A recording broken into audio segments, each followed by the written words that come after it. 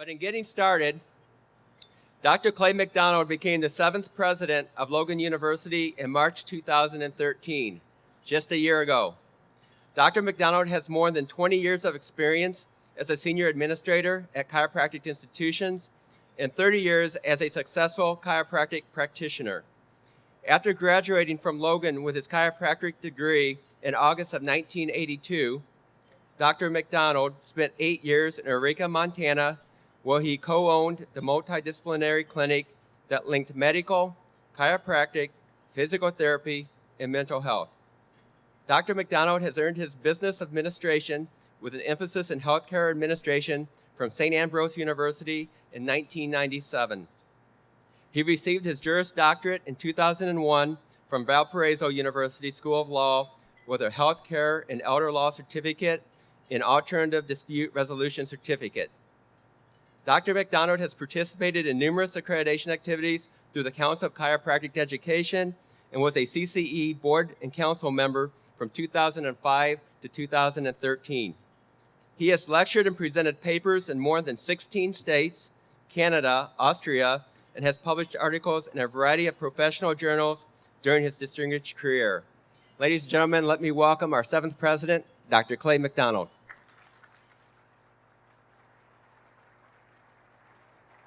Thanks, buddy. Yeah.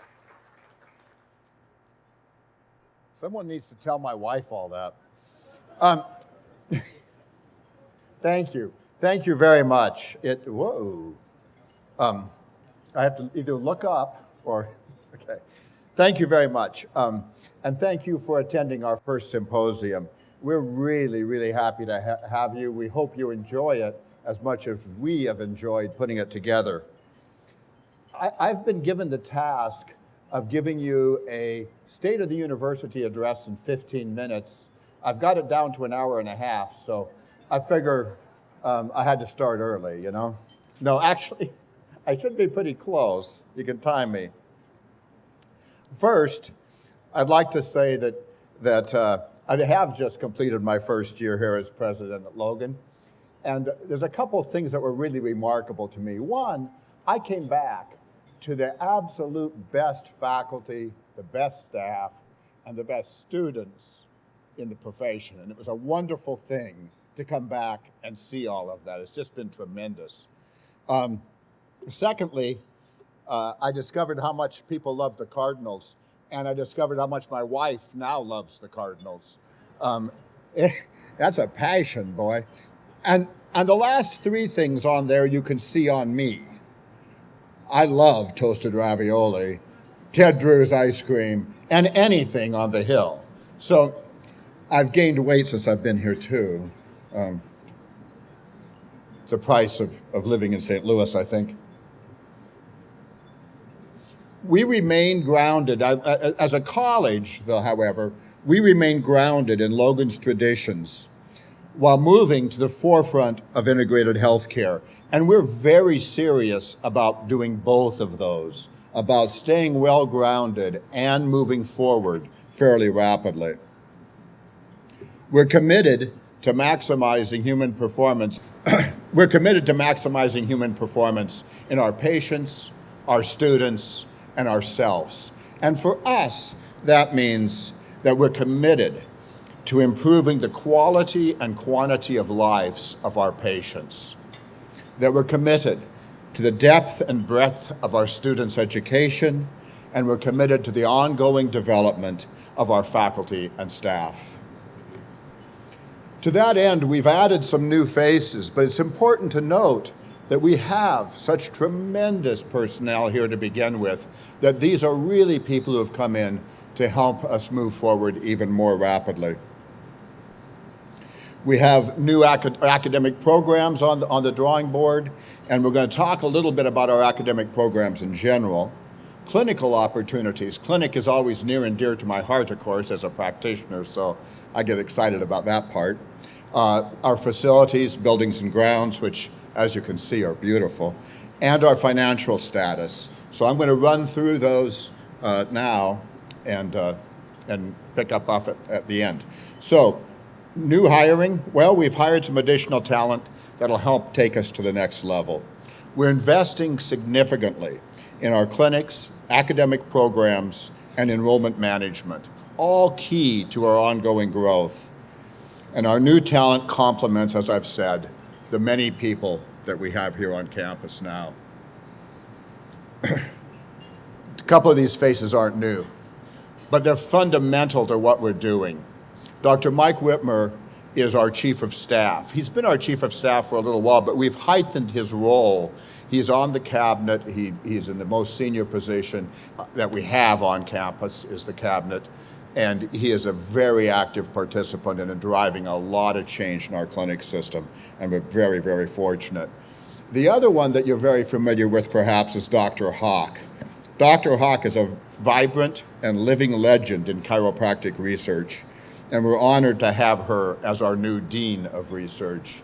We couldn't be happier. And I gotta tell you, we located her office in the middle of the clinic, so there could be no mistake about the validity of what we might do in the future. She's there as the policeman. She doesn't know that yet. But we've also brought in some additional help that Mike has identified to help strengthen the clinic. The first is Dr. David Parrish. He's the past Dean of Clinics at National, and he's now the director of our Sports Rehab and BioFreeze Center. And he is in fact, I think today he's landing back from Dubai. He was in Dubai treating the national paraplegic powerlifting teams at the world meetings.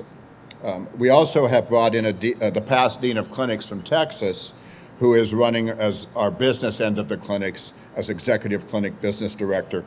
They look an awful lot alike, so if you get angry or happy with one of them, you can mistake them in the hall. I think that they do that on purpose. They can always hide and say, oh, it was Dave that did that.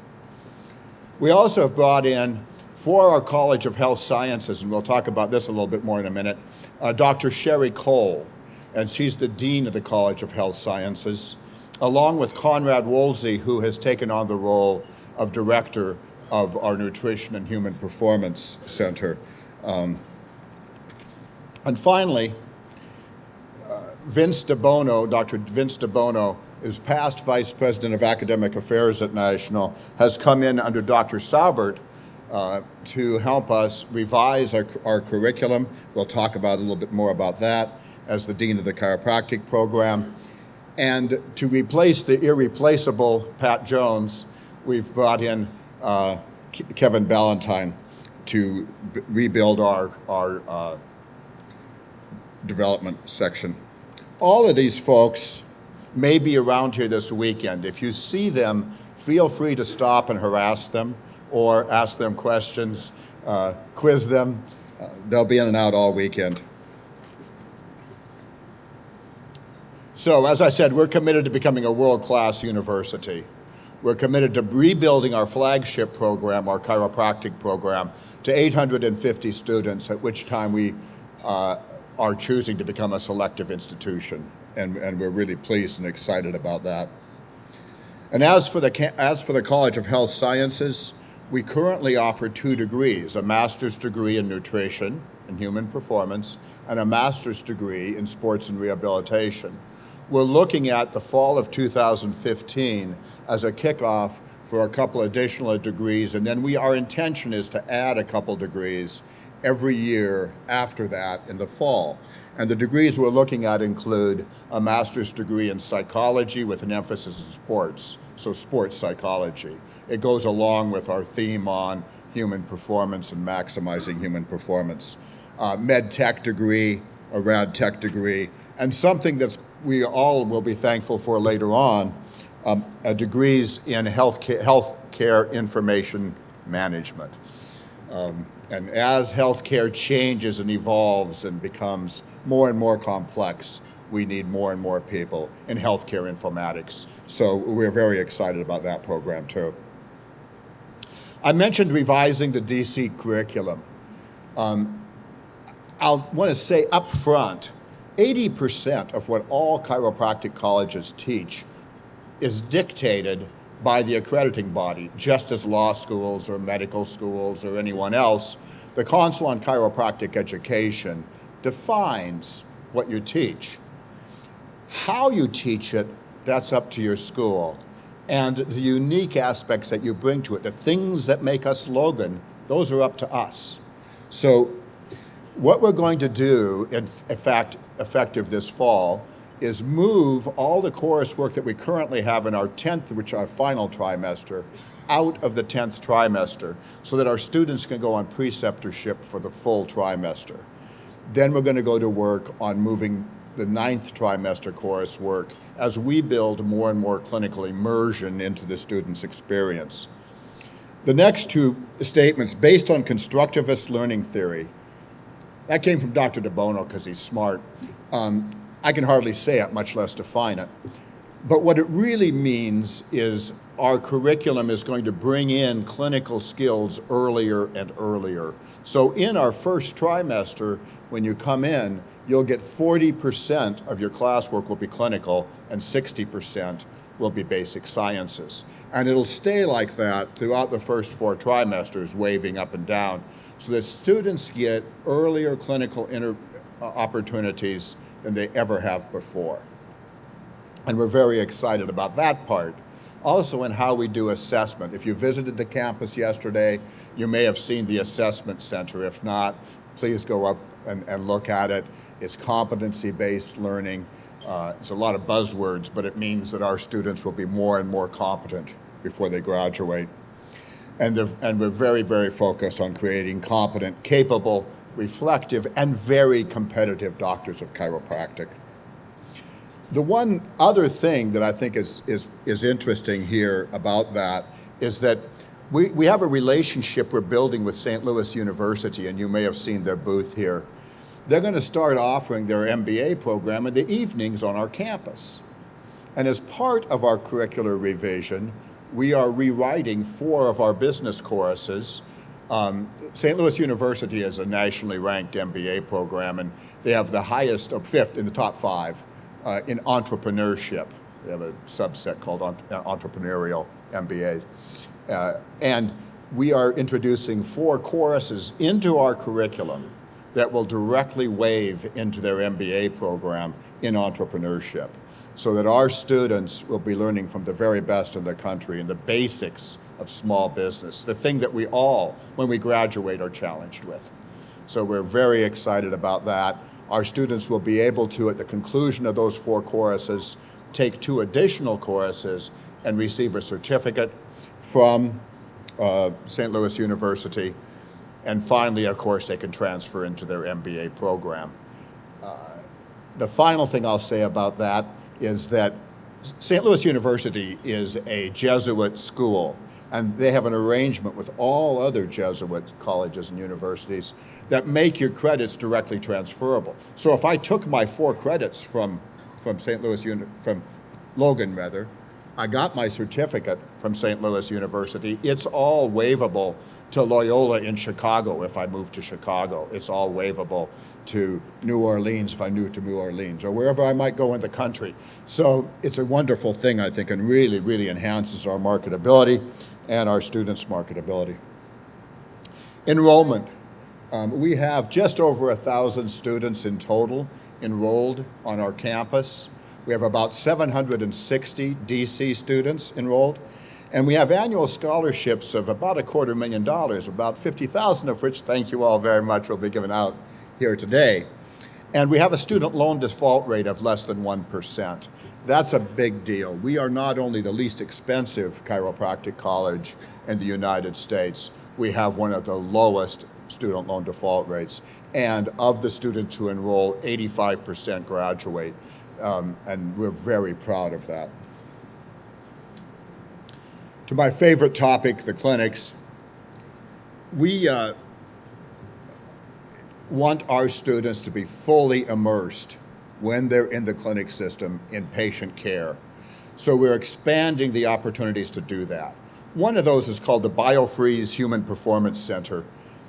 Through that center, we have started to treat not just local athletes who come in the door, but we treat Missouri Baptist University athletes, we treat Lindenwood University athletes, and we treat the University of Missouri's athletes, particularly their football team.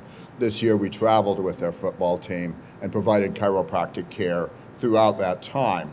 And I think the most telling and kind of neatest story about that is that this spring, SEC held their national track or their SEC, it's not national, it's Southeast Conference, championships in track and field on the Mizzou campus. And they called us and said, hey, do you want to treat the athletes at the championship? And we said, yeah, we'll do that. We went over and we thought, wow, we're really cool. We treated the SEC championships at Mizzou. Well, for me, this is much cooler. This spring, the University of Kentucky is hosting those championships, and they called us. So that's a great thing. That's a really indicative, I think, of the quality of care and the quality of our students. So in both ends, it's really important. The VA, another landmark. A number of the schools, of course, have VA relationships, but the big shift here is to residencies.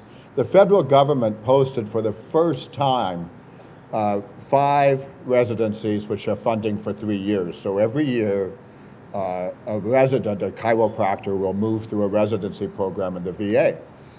Now that seems small, but I was there at another school when the VA got its first DC, right? 10 or 12 years ago. Today, there's somewhere between 80 and 100 doctors of chiropractic employed in the VA. This fall, there will be 5 residents. So if all things go well, there'll be 100 residents in 10 years, right? And that's a wonderful, wonderful thing for our students and for our profession. Scott Air Base, we treat patients at Scott Air Base, of course, where we have a number of students go. Another exciting one is Paraquad. Paraquad is St. Louis's major post-acute care rehabilitation and life's kind of support service for paraplegic and quadriplegic patients. We started providing care there about, I think Boyd's telling me I'm supposed to wrap this up. We started serving patients there maybe in July, I'm not sure, of last year. Well, on the first day we were booked and we had more patients than we could handle. So we opened to 2 days and now we're 3 days a week, and we really could go full time at Paraquad. And that too is a tremendous thing for the patients at Paraquad and for our students. We provide care at CHIPS and a number of other outreach types of clinics. We've built the Alumni House, Alumni and Friends House. Whenever you're on campus, please come by and visit it. We also have a website. The website's growing, but it has some really great information about things as complex as Medicare billing to a ready access of literature should someone, a third-party payer or others, challenge you, your state, challenge you, you can go there and look for information. It's up there now, and that we're building on. There are weaknesses in everything, but we're improving all the time. So we're very, very happy about that. We also have something that we do with the community called Hair in the Air. We do a number of community things. Some of them as big as national and international corporations that use the Purser Center, some small weddings and dances, but this is a cool one, Hair in the Air. This year we had 4,300 people on campus for Hair in the Air. And that's a tremendous thing too.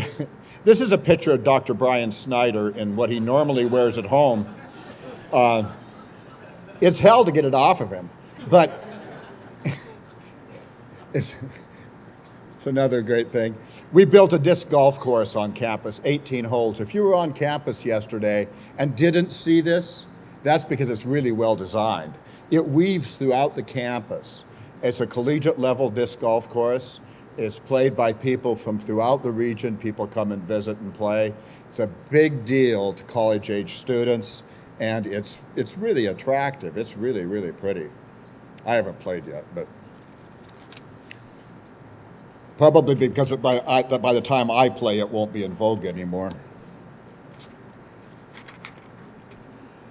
Finally, relative to facilities and relative to the college in total, our campus and our students, our faculty and staff are greatly enriched by people like you, by our alumni and friends like Doctors Evanson, Loomis, and Purser, as well as the Spear family who just joined us here today, and many others, Standard Process, Foot Levelers, Biofreeze, and the list goes on, and when you start a list, you always forget somebody.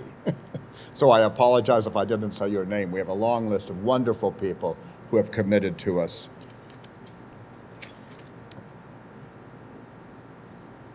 The last thing I want to talk about is fiscal integrity. We can't do any of this if we don't have the money to operate and if we don't have the transparency that's appropriate. So here's a little bit about our current financial status. We're debt-free. We have no debt at all, and we have virtually no deferred maintenance. We have one small roof that we're still roofing soon. When that's done, we will have no deferred maintenance. We have a very aggressive 5-year preventative maintenance plan so that we won't have deferred maintenance. Our assets have grown from $67 million in 2008 to over $78 million today, and we have roughly $33 million in equities, cash, and CDs. I say roughly because a couple days ago we had $35 million, but if you watched the stock market the other day, so some days we have more and some days we have less. We have roughly $33 million. And we are finishing up our 2013 audit as we speak. Once it's done, that'll be posted on the internet on our alumni and friends site, so you'll be able to go there and see our audited financial statements, and you'll be able to do that year over year in the future. You'll also receive in the mail, if you're on our mailing list, and if you're not, please join, our annual report, which will include not just our financial statement, but the variety of other things that we've done or are doing, so you can really stay abreast of where we're at. And we want everyone to be able to know that. Finally, I don't know how badly I did, but okay, good. I really want to thank the Board of Trustees, the senior administration, the faculty, staff, and students for an absolutely tremendous first year and for a great symposium. And I'd like to thank you all for coming. I would welcome you back next year, and I hope you really enjoy today. Thank you.